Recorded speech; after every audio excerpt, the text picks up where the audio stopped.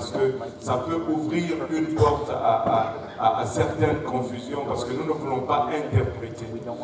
Quand tu interprètes, des fois, il y a de la place pour que tu y mettes ta touche personnelle. Mais nous voulons traduire, c'est-à-dire prendre ce qui nous a été donné et le transférer sans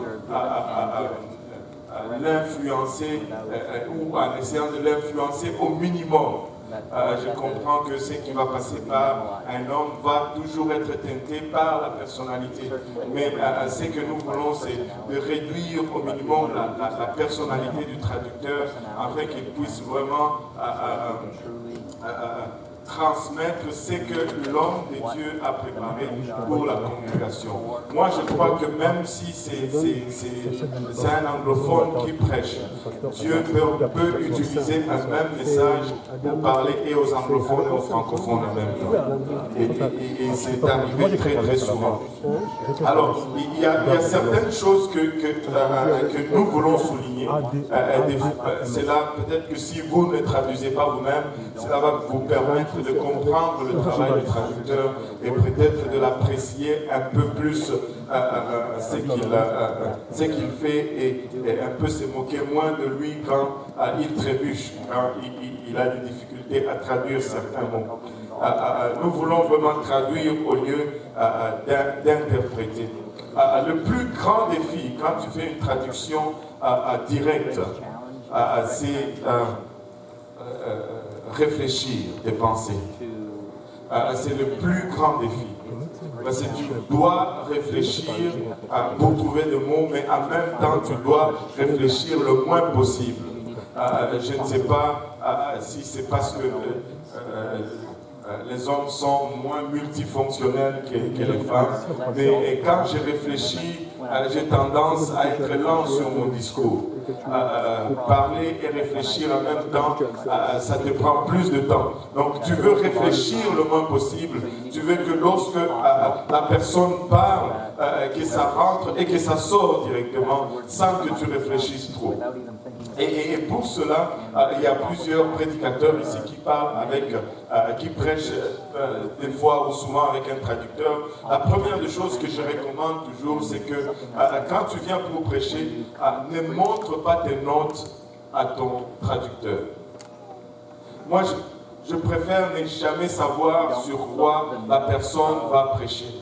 Parce que quand tu lui dis sur quoi tu vas prêcher, la personne a tendance à commencer à faire son propre message sur le sujet. Où est-ce qu'on va aller? Ne me montre pas les notes. Des fois, les prédicateurs vont même faire 2 copies. Il te donne ses notes et lui, il a aussi ses notes. Et là, ça devient encore plus difficile à suivre. Parce que tu es stressé, tu as peur, tu veux lire ce qu'il va dire, mais alors qu'il est en train de parler, toi, tu essayes de lire et en même temps essayer de réfléchir. Ça devient trop de choses. Moins j'en sais, mieux c'est. Si je ne sais rien du tout, c'est encore mieux pour moi. Donc, tu viens, et moi aussi je viens, tu commences, et je te suis en arrière.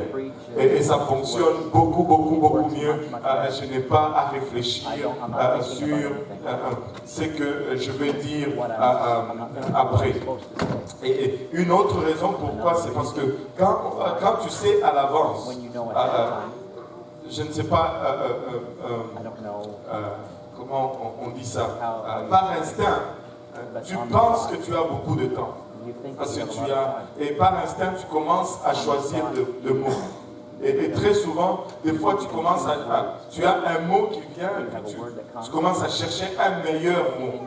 Et c'est là que tu perds le temps et tu perds le rythme de la traduction. Donc, moins j'en sais, mieux c'est. Ça, c'est la première des choses que je voulais souligner.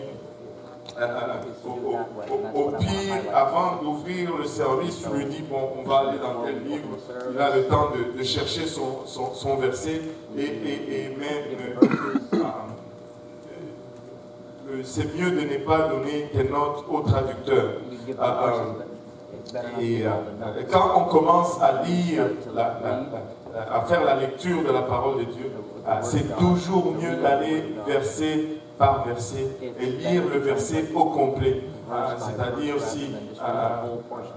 si tu as 5 versets à lire, ne lis pas les 5 versets d'un coup et puis le traducteur doit lire les autres 5 versets.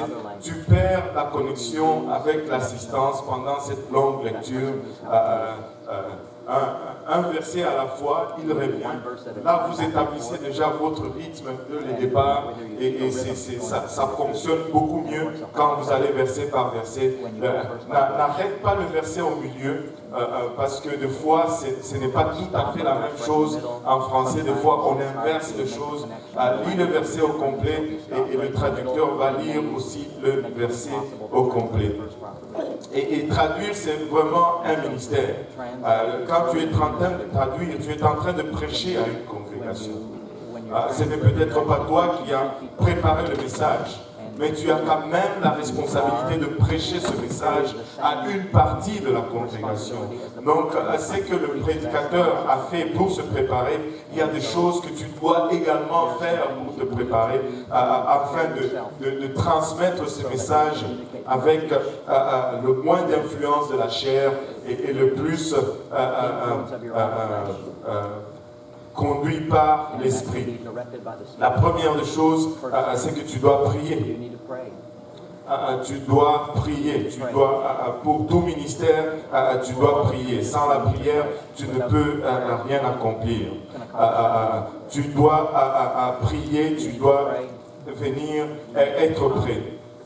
Et quand tu es en train de prêcher avec tout message, j'ai appris qu'il y a toujours un peu d'intimidation, un peu d'oppression. Le diable ne veut jamais que tu transmettes un message. Donc quand tu viens, tu dois t'attendre à sentir une oppression. Tu dois t'attendre à sentir une forme d'intimidation. Tu dois prier et tu dois délivrer le message comme le prédicateur le délivre. Et très souvent, tu es légèrement un peu plus stressé que le prédicateur. C'est peut-être pas la même forme de stress, mais il y a un peu de stress. Pourquoi? Parce que, comme on s'est dit, il ne te donne pas, c'est mieux qu'il ne te donne pas où il va. Mais cela te stresse un peu parce que tu ne sais pas quel mot qui va sortir. Mais c'est mieux ce stress que le stress de se battre avec plusieurs mots dans ta tête. Au fait, tu es un peu plus stressé parce que lui connaît son message, mais toi tu ne le connais pas. Mais ce n'est pas... c'est mieux que tu vives avec ce stress plutôt que de te battre avec les mots. Maintenant,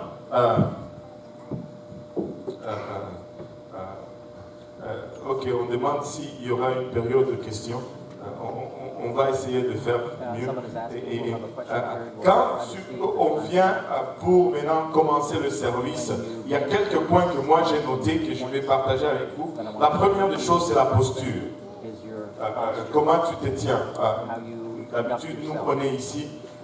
C'est que j'ai toujours conseillé et que je demande, ne sois pas trop à l'aise. C'est-à-dire, quand tu prends une position trop relaxe, tu commences à manquer certaines choses. Tiens-toi droit, parce que ta posture dénote de ton attention. Bien que des fois ça m'arrive que j'oublie que je le fasse, évite de mettre ton pied là-dessus, évite d'être penché, parce que tu vas commencer, je ne sais pas comment, mais tu vas commencer à manquer certaines choses quand ta posture change. Reste ferme, alerte, et cela se traduit d'abord par ta position, comment tu te tiens. Quand tu commences au début, tu as tendance à regarder la personne qui parle ou qui prêche, parce que tu as un peu plus peur et tu veux voir ses lèvres et ça t'aide à comprendre ce qu'il dit. mais il faut que tu t'efforces à regarder en avant et à ne pas toujours regarder, avoir un œil sur lui, mais il faut que tu regardes aux gens que tu prêches, il faut que tu regardes à la congrégation. Donc évite d'être trop à l'aise, reste comme un soldat ferme et tu verras que tu vas saisir ce qu'il est en train de dire alors que tu regardes en avant. Évite les contacts avec le ciel. Moi, j'évite toujours cela. Je regarde très souvent dans la fenêtre du ministère d'enregistrement. Parce que comme ça, tu es moins distrait. Des fois, tu regardes quelqu'un, il te fait une grimace et tu ne sais plus si tu dois répondre ou continuer à traduire. Regarde quelque chose là en arrière de tout le monde. Celui qui est ici va penser que tu regardes celui qui est en arrière, l'autre pense que tu regardes l'autre, mais alors que tu ne regardes personne. Et maintenant, l'autre chose, c'est la mobilité. Quand le prédicateur bouge, tu bouges avec lui. Au fait, tu ne dois plus être toi, tu dois être lui. Et dans les gestes, je vous assure, c'est très important, même dans les gestes. Des fois, s'il se gratte, gratte-toi aussi. J'ai prêché avec un prédicateur qui venait de la Floride. C'était vraiment un prédicateur, j'ai oublié son nom.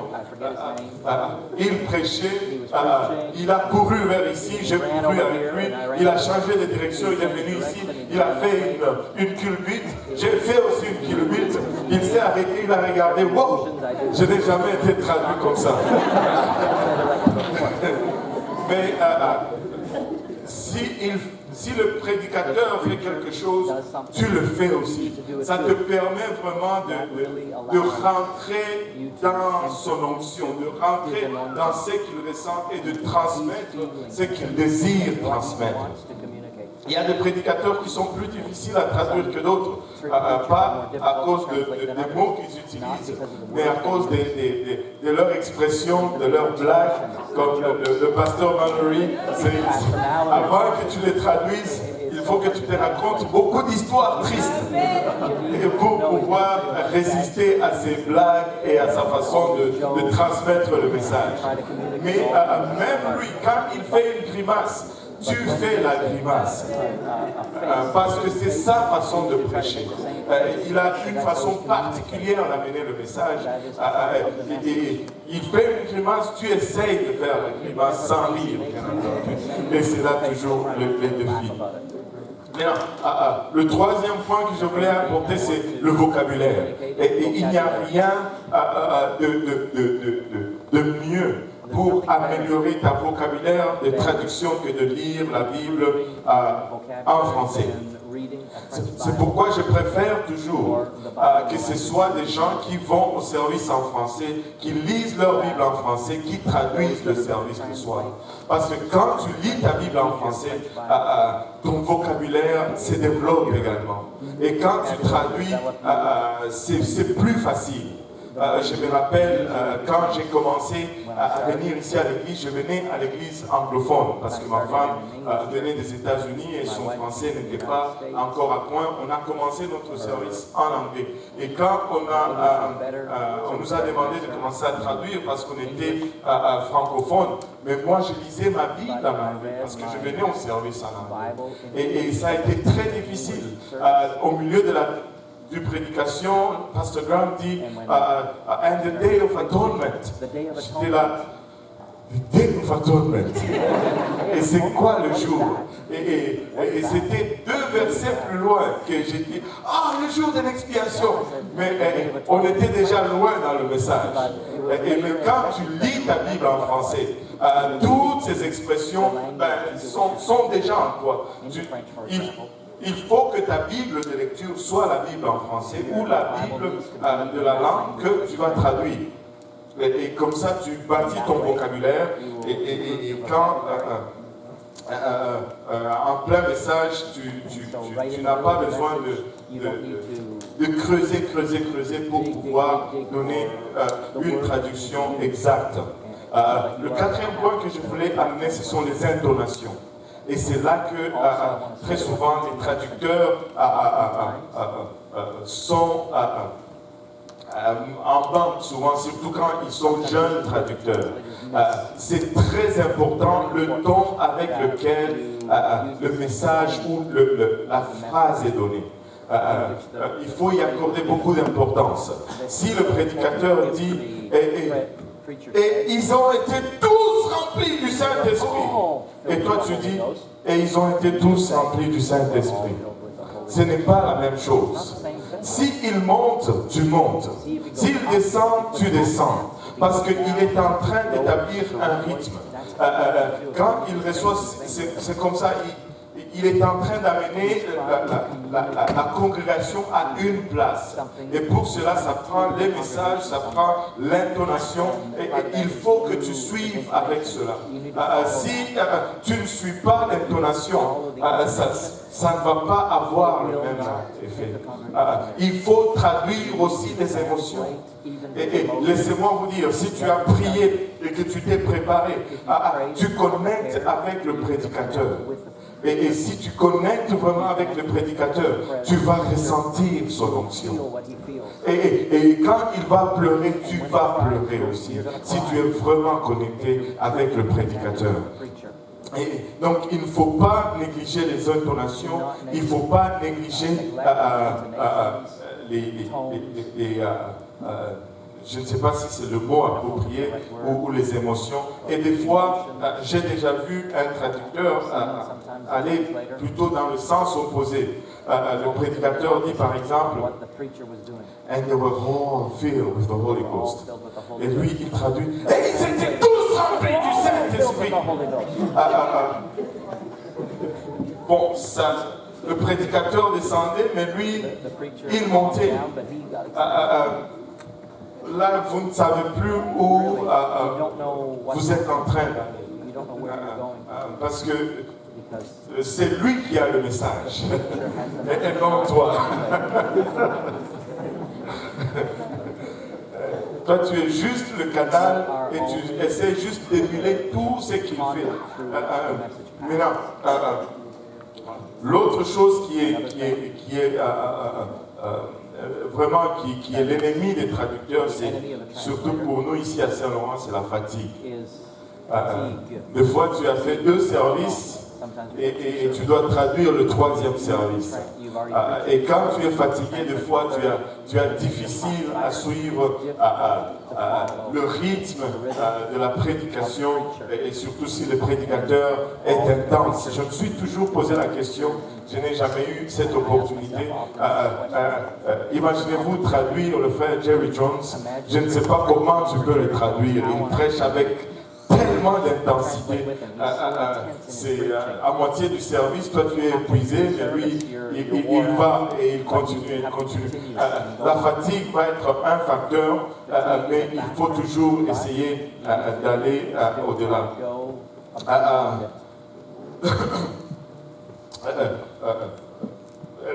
Le dernier que je voulais souligner, et j'y ai déjà fait référence en parlant des autres points, c'est l'onction.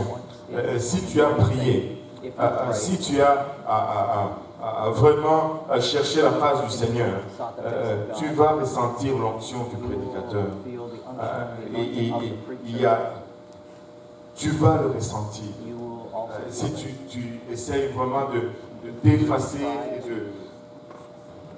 et de ne pas vraiment être l'entrave au message, tu vas ressentir ce que le prédicateur ressent. Et des fois, quand il est amené à verser des larmes, ça t'amène aussi à verser des larmes. Il n'y a rien qui remplace l'onction, il n'y a rien qui remplace vraiment la prière, mais ça devient, et avec notre situation démographique aujourd'hui, la traduction devient quelque chose de très, très, très essentiel au ministère. Et un autre défi souvent, c'est traduire les expressions. Des fois, ils vont donner une expression en anglais qui ne fait pas du tout de sens en français, mais bon, c'est là, c'est pas grave. Des fois, ça ne vaut pas la peine que tu te casses la tête parce que ça ne va rien donner. Tu essaies toujours de donner l'équivalent ou le plus proche.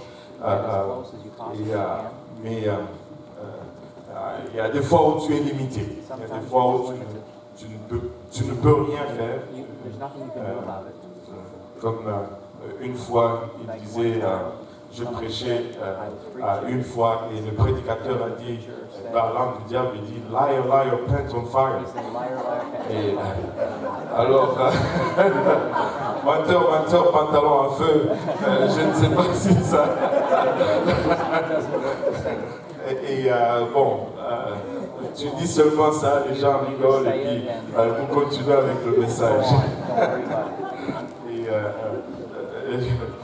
Il y a des fois tu ne peux pas tout donner, mais ce qui est essentiel, c'est vraiment l'onction, la mobilité, ta posture, sois toujours alerte, sois en garde.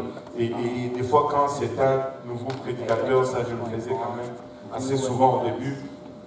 Quand il y avait quelqu'un qui venait pour la première fois, j'allais sur YouTube, j'écoutais leur message pour exercer un peu mon oreille à leur diction, parce qu'une personne va plutôt, comment dire, prononcer légèrement différemment, dépendamment d'où ils viennent, et des fois, mais une fois que tu t'habitues, ton oreille s'adapte assez facilement. Voilà. Voilà les quelques points que j'ai dû récolter avec le temps en ce qui concerne la traduction orale. On va prendre 5 minutes pour les questions.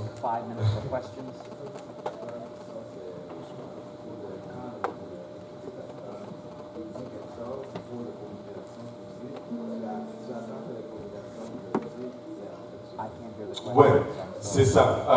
Ouais, des fois, quand le traducteur fait répéter la congrégation, il dit, dites avec moi, Dieu est bon. Et là, tu dois attendre que la congrégation ait répondu pour que tu puisses répondre aussi. Une autre chose que j'ai fait toujours signe aux gens qui font le son, c'est toujours nécessaire de mettre le micro du traducteur un peu plus fort que le micro du prédicateur. Pourquoi? Parce que quand il prêche et qu'il dit quelque chose de bon, il y a tellement de bruit dans la salle, mais les traducteurs n'ont pas toujours le luxe d'attendre que tout ce bruit finisse. Il faut toujours mettre le micro du traducteur un peu plus fort que celui du prédicateur. Parce que lui, il aura toujours du bruit à lutter avec. Et des fois, il est obligé vraiment de presser par-dessus le bruit et de prêcher, sinon ça va commencer à être plus un handicap que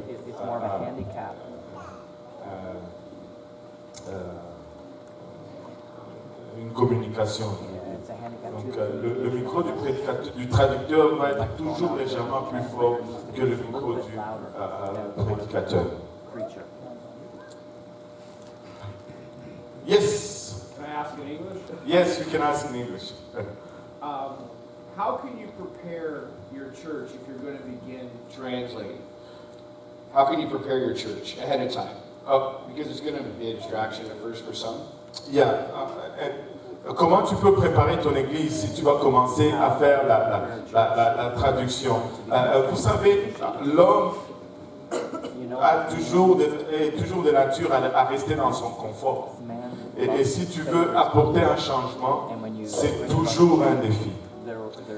Peut-être commencer graduellement, c'est ce que je suggère, et le gérer comme tout changement que tu dois apporter dans l'église. Et aussi, le point, c'est celui-ci aussi très souvent. Si le besoin est là, ça va être plus facile à faire accepter le changement. Je vais vous donner par exemple un exemple qu'on a eu à lutter beaucoup ici à Saint-Laurent. On traduisait le service, la prédication, mais très souvent quand c'était le temps des chants, on allait chanter toutes les chansons en anglais. L'adoration se faisait presque à 90% en anglais. Et on disait peut-être un verset en français dans une chanson et puis on revenait à l'anglais. Au début, on était peut-être 2, 3 dans le service du soir, 2, 3, 4, 5 francophones. Ce n'était pas nécessaire de réclamer tout parce que il y a 2, 3 personnes. Tu ne peux pas retarder tout le monde à 400, 500 personnes parce que tu as 2, 3 francophones. Mais maintenant qu'on commence à avoir 200 francophones, 250 francophones le soir, je pense que là, le besoin est là, tu peux les justifier plus facilement. Très souvent, quand le besoin est là, tu peux demander, mais ne demande pas à traduire tous les services avec un traducteur. Si tu as par exemple 300 anglophones et que tu as 2 francophones, c'est peut-être mieux d'avoir une personne à côté qui traduit graduellement jusqu'à ce que vous allez avoir le besoin de le faire comme ça live. Mais répondre aux besoins, je pense que c'est la meilleure façon d'approcher cela.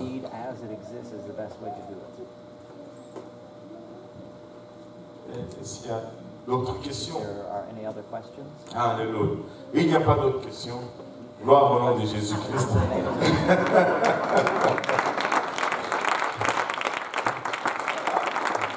y a une question dans le fond.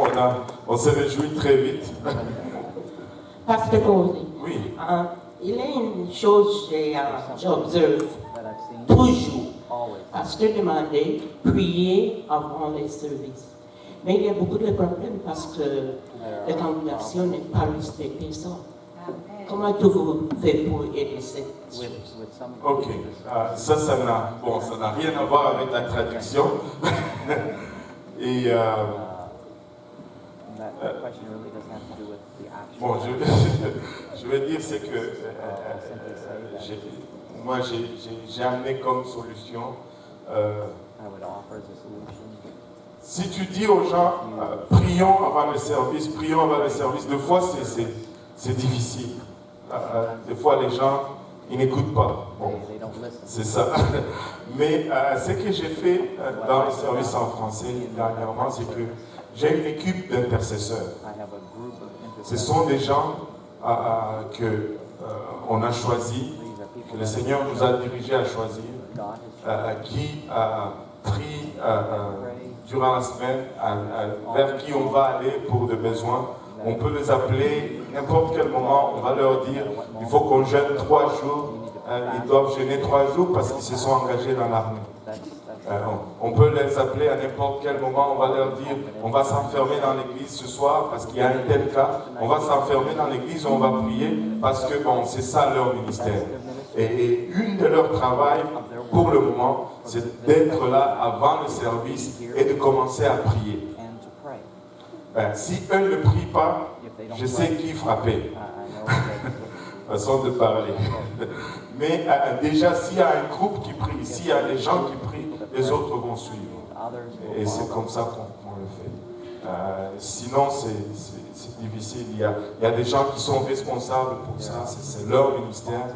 Ils doivent venir et ils vont prier. Et quand ils prient, ils vont influencer toute la congrégation à prier. Mais si les gens entrent et qu'il n'y a personne qui prie, très souvent ils vont avoir tendance à aller parler les uns les autres. Et c'est comme ça qu'on le fait. Alléluia. On ne va pas prendre trop de temps, on va laisser céder la place à la sœur Liane. Elle va nous parler plutôt maintenant de la traduction écrite, c'est-à-dire les livres, les traités que nous sommes en train de traduire